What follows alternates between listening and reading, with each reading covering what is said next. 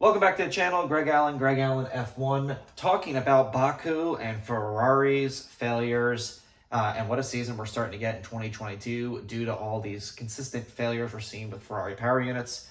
Massive loss for Ferrari yesterday, both their cars retiring. We're going to look at that in just 1 second. Overall, I thought the race was probably about a 3 out of 5 stars in Baku. Usually one of my favorite Grand Prix of the year. Didn't think it lived up to the hype because we were robbed from any real battle at the front. I do think that Checo versus Verstappen is going to wind up being a pretty interesting battle as we move forward, because Checo is getting more and more into that championship race, really more so than Ferraris at this point.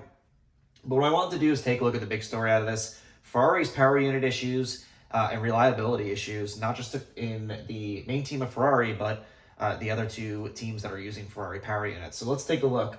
Obviously, the big story coming out of Baku, both Carlos Sainz and Leclerc have power unit or some sort of reliability issues for Ferrari. Totally takes them out of the championship contention for now. Leclerc's only 34 points out in the championship, but constructor-wise, Ferrari takes a big blow yesterday. And you also have to think the defending champ Verstappen, who's been knocking on that door for a couple of years now against Hamilton, it's going to be pretty hard to make up that ground. You never know. A couple bad races for Red Bull, which we saw earlier in the year. Some would say that this is just evening it out, but I'm a little bit more concerned about what I'm seeing from Ferrari. Saturday pace, fantastic, 100% for Ferrari.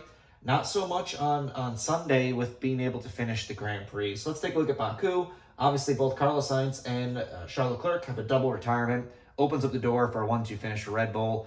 They get maximum points. Checo gets the point for fastest lap. Good for him. But 8 races in 2022 for Carlos Sainz, 3 retirements. Just a few of them reliability. One of them was also some damage. For Leclerc, we have 8 races and 2 retirements. For some teams on the grid, that's not a big deal, is it? It really wouldn't be that much of a concern. But when you're considered one of the top 2 teams in Formula One right now, having 5 retirements over 8 races between your top 2 cars, that's a massive deal, a massive issue, and championship winning teams in constructor and in the driver standings don't have that happen to them, especially in that short period of time. You would like to hope that Ferrari can figure out that reliability issues as the year goes on. There's a lot of races in Formula One this year. We keep seeming to be adding races every single season. We did lose one this year, so it's not as bad as it was going to be. Either way, though, that's a lot of retirements in just a short period of time for Ferrari. Definitely concerning. You don't really see that out of a Red Bull or a Mercedes the last couple of years after that. You have to wonder, to get that car up to speed, to be so fast on Saturdays, to be so fast on Sundays during the beginning parts of these races, did they sacrifice some reliability somewhere along the line? It's a question that we're going to probably get the answer to, and maybe we already are. So moving forward the rest of the year, it's not the only thing that Ferrari's up against, is it? It's also their strategy. There's no reason in Monaco why they couldn't have won that Grand Prix with better pit strategy.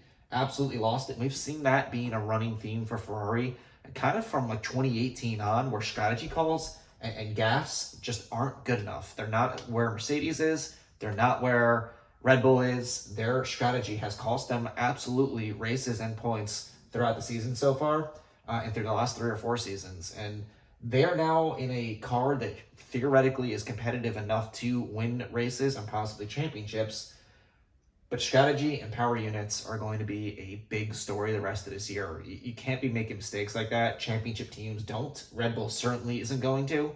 And one of the things that was interesting over the last couple of years between Red Bull versus Mercedes, a lot of races did come down to strategy calls, and it just shows how good and how much ice in the veins those two teams had of just not making mistakes. The strategy calls wound up being huge because they were perfect in every other aspect.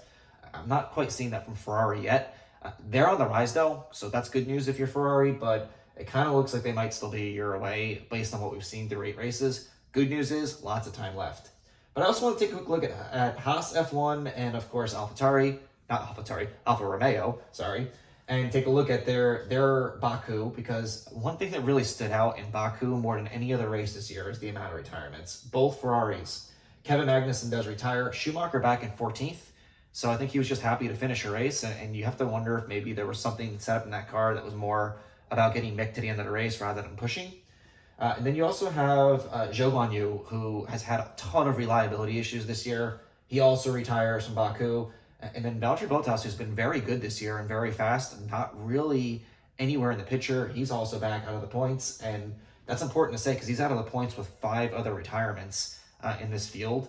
If they don't retire, how much further back is he? It kind of seems like the Ferrari power units that did finish this race really weren't set up to be pushing, and the ones that were didn't make it to the end of the race in Baku. In 2022, for the other ones, we do have Kevin Magnussen has 2 retirements on the season. One of those was due to an accident, so not really reliability issues. Mick Schumacher has 1 retirement and 1 withdrawal. Withdrawal was because of power units. Maybe it's because he crashed and they didn't know they had, if they had the parts and the money to be able to put those parts into that car, and they were worried about running out of their budget and not being able to put him on the track a week later, so they chose to sit him for that race. And over for Alfa Romeo, like I said a second ago, Zhou Guanyu, 3 retirements. These have all been reliability issues. And you heard his frustration on Baku, saying again, what's going on here? And for a new driver into Formula One to have that kind of reaction, you know that he's getting very frustrated with the reliability issues there. Valtteri Bottas, just the 1 retirement on the season. So not necessarily a major issue for these teams. And again, if you have 5 retirements over 8 races between your 2 cars in either Haas or Alfa Romeo, it's probably not a story at all. This becomes a story here because of what we're seeing at the top team and their power units, right? So we're not seeing reliability issues from Mercedes and from some of the other power units out there. We are here, and so it's going to be what we focus on. So what I'm interested in the rest of the year, can these teams be fast on Saturday, competitive on Sunday, and make it to the end of the race? Or is this going to be a recurring theme? Because if it is, it's going to cost all 3 of these teams in the Constructors' Championship and will likely cost Leclerc a chance at winning the championship this year. And we might have a Red Bull on Red Bull battle in the Drivers' Championship. And for teams like Haas and Alfa Romeo that took big steps this year from being bottom feeder teams, they've kind of gotten themselves out of there more and towards the midfield. That's going to be really costly for Bottas and Zhou Guanyu, for example. He's got a couple years to make his mark. Mick Schumacher's got a couple years to make his mark. And people are already questioning Mick Schumacher at this point. So adding on reliability issues to performance, it's really not great for those young drivers. So stories I'm going to be following the rest of the year. As far as the channel goes, real quick, this Grand Prix here in Baku and next week in Canada, wasn't able to get race reviews up. I do apologize for everyone that looks forward to those. I will continue doing race reviews as the season goes forward. Yesterday's Grand Prix was just far too early, and I was once again on the road for it. And next week I will be scuba diving right during the Grand Prix, so I'll be watching that one on replay. Won't have a review up right away after that. So what I'm going to do instead is on Mondays have stories coming out of those races that I will post. So that's what I'm doing here. If you like this content, remember to give me a like and subscribe. Let me know in the comments below if you come across this video, if you think Ferrari's power units are going to be a major issue as the season continues. Thanks for watching. I'll catch you in the next one.